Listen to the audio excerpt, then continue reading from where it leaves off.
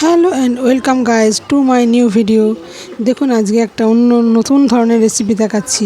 প্রথমে আমি আমগুলোকে এবার সমস্ত ছাড়িয়ে নিলাম, যে আমগুলো নিয়েছিলাম এগুলো সব আমাদের গাছেরই আম। তা একটুখানি দেখলাম সামান্য আচার বানিয়ে রাখি। আর এই গরমের দিনে তো আচার খেতে ভালোই লাগে, আচার না হলে ভাত খেতেও ইচ্ছে করে না। তো যাই হোক, আমি এবার আমগুলোকে ফালি ফালি করে কেটে ফেলবো।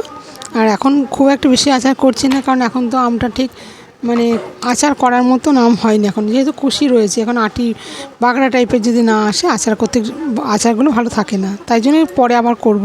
তো এটা অল্প একটু করে রাখলাম প্রতিদিন খাওয়ার জন্য। তো একটুখানি করবো কেন, প্রতিদিনের জন্য একটু বেশি করে রেখে দিই। নিয়ে আমি এর মধ্যে একটু নুন হলুদ মাখিয়ে নেবো, নিয়ে এবার ভালো করে এটাকে রেখে দিলাম। দিয়ে আমি এটা আখের গুড় দিয়ে করবো। এই আখের গুড়টা দিয়ে দেবো, দিয়ে কড়াতে চামচ দিয়ে বেশ করে ফেটিয়ে নেবো। নিলে কী হবে, আচারের রঙটা খুব সুন্দর হয়। এইবার আমি ওই গুড়টা ফেটানো হয়ে গেছে, এবার আমি আমগুলোকে দিয়ে দিলাম।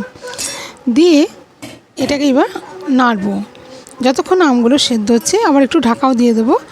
ঢাকা দিলে কী হবে, তাড়াতাড়ি সেদ্ধটা হয়ে যাবে। নিয়ে আমি এটা মিনিট 7 পর দেখাবো খুলে।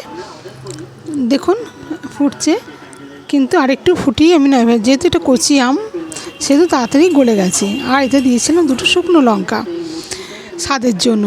আর এবার নাবিয়ে এতে একটু ভাজা মশলা করে রেখেছিলাম, সে উপর থেকেই ভাজা মশলাটা দিয়ে দেবো। এটা ছিল জিরে আর লঙ্কার গুঁড়ো। নিয়ে আমার তো